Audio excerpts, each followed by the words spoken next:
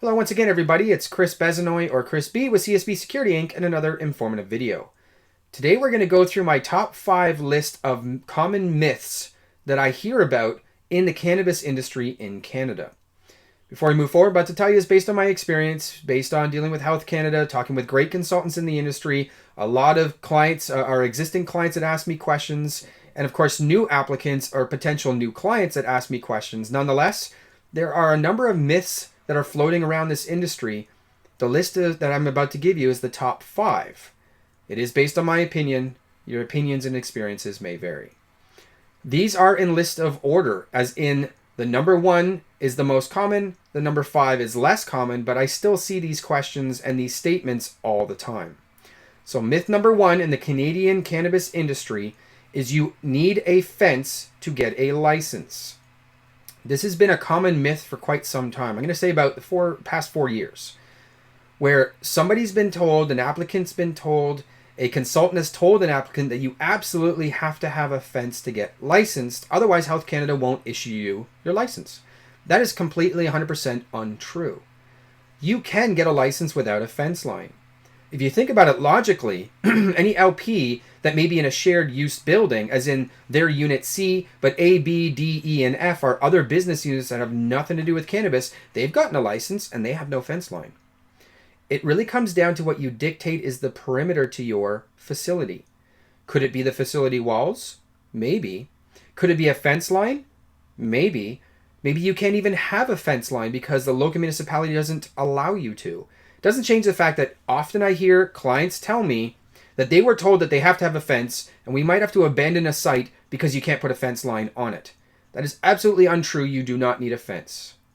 Number 2 on the most common myths that I see in the cannabis industry in Canada is that you can't have a house on a property. That also is completely untrue.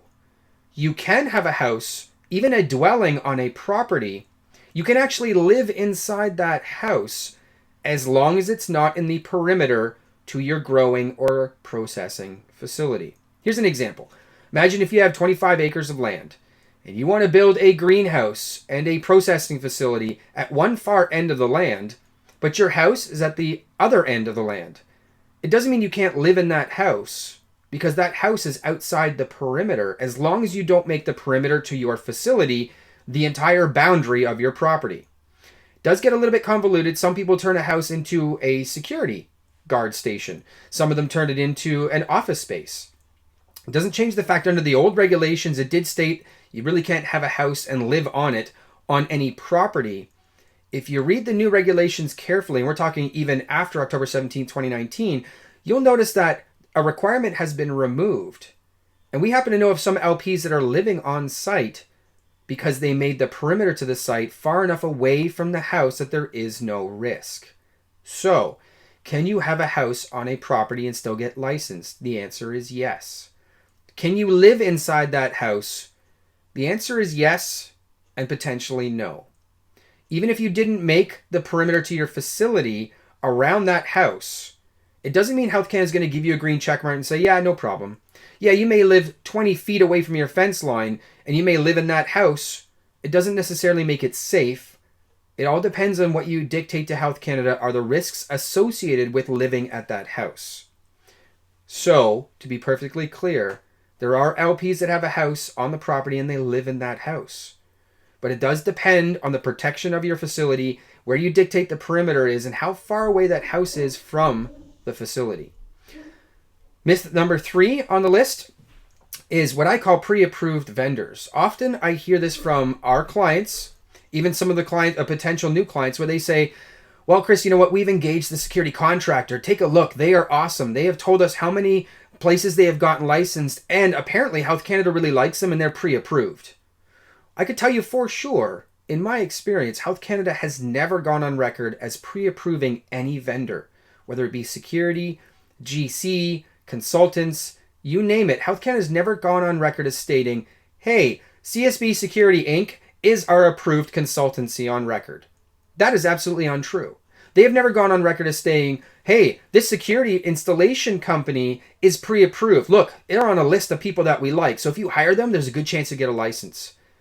So don't let somebody, including consultants, maybe it's a GC, maybe it's a security contractor. Don't let them tell you that they are pre-approved and that Health Canada loves them. And anytime Health Canada sees their work, it's an automatic green check mark. I myself have been told that maybe when Health Canada sees my face, they take a sigh of relief. That may be true, and I'm very humble. I won't necessarily believe that. It doesn't change the fact that I will not advertise ever that I am pre-approved by Health Canada. And the reason being is that every single site is different.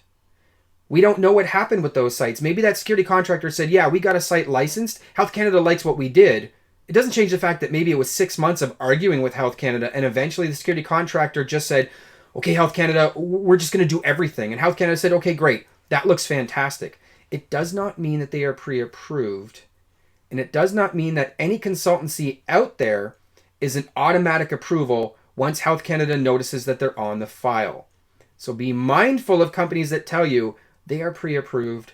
Health Canada loves them. They're the only ones that were able to get an external grow license, so therefore they set the gold standard. Untrue. Number 4 myth on the list is, I'm going to call it video surveillance redundancy. I see this all the time. I actually talk about it in a video where it's basically named Overkill. And the idea is that you have a video surveillance server that records images from your cameras. It has to record for 1 year. That is absolutely true. That is a regulatory requirement. What is not a regulatory requirement is full redundancy of that server. In other words, a second server that records the same images from each camera as the first server does, or a second server that can be lit up if the first server fails. I already talked about what full redundancy actually means, but there is no regulatory requirement to have 2 servers in case one server goes down. And the reason why this is important is because I consider it overkill, but it is a myth that some security installers try to tell clients that they absolutely need full redundancy of video surveillance. That is not true. And it could potentially save you upwards of $50,000 for a server that's not needed. It is a myth, and I'm not going to go as far as to say that it is a sales tool from any security contractors. I'd like to think that they're not out to gouge people and try to sell them anything they possibly can, even though we've seen it. I'm going to be very careful about stating that. However, it is overkill. And it is a complete myth. You do not need full server redundancy for your video surveillance system to get a license with Health Canada. Number 5 on the list, I see this often, of myths in the Canadian cannabis industry, is that you need your intrusion detection system to be ULC monitored. In other words, a ULC listed monitoring center must monitor all intrusion detection devices for your facility to get a license. That is completely untrue. Health Canada has never gone on record or stated that you must have your intrusion detection devices monitored by a ULC listed monitoring center. Where people got that myth from was maybe under the older regulations, we're talking MMPR and ACMPR to a certain extent, where you needed a vault. And that vault was based on the Controlled Drugs and Substances Act, where you definitely needed all the intrusion detection devices in that vault monitored by a ULC listed monitoring center. That was from the directive. However, fast forward to the Cannabis Act and cannabis regulations, even post October 17th, 2019, you do not need to have your intrusion detection system monitored by a ULC listed monitoring center. It's enough to have a security guard on site monitor. It's enough to maybe your responsible person from home can monitor. Maybe it is a monitoring center, but that's not ULC listed. That's okay, as long as somebody monitors the intrusion detection system. Now, I will say there are some monitoring centers that are ULC listed and approved that will only monitor intrusion detection systems that have been built to the ULC standard. In other words, they're saying every device in your facility has to be ULC standard and ULC compliant for us to monitor because we are a ULC listed monitoring center. That may be true. That is not a Health Canada requirement. That is a business decision or a requirement from the monitoring center. Nonetheless, ULC listed monitoring centers, not needed. That is a common myth. Obviously, there's more myths out there. There's a lot of rumors that go around the industry. Some consultants have told some clients or applicants they needed certain things. Some applicants have heard from other LPs that they need certain things. Some contractors have told applicants that they need certain things. Lots of myths. Make sure you trust the people that you're dealing with. Reach out to the people that may know and have more conversations with Health Canada potentially than the consultant you have on record. Nonetheless, don't necessarily believe everything you hear. Sometimes it's untrue. Once again, it's Chris Besanoy, Chris B, CSB Security Inc. We do a number of these videos. Go ahead and watch the one I talk about Overkill. I talk about evidence packages, some of the rumors around those. Nonetheless, hopefully this is informative for you. We'll see you in the next video.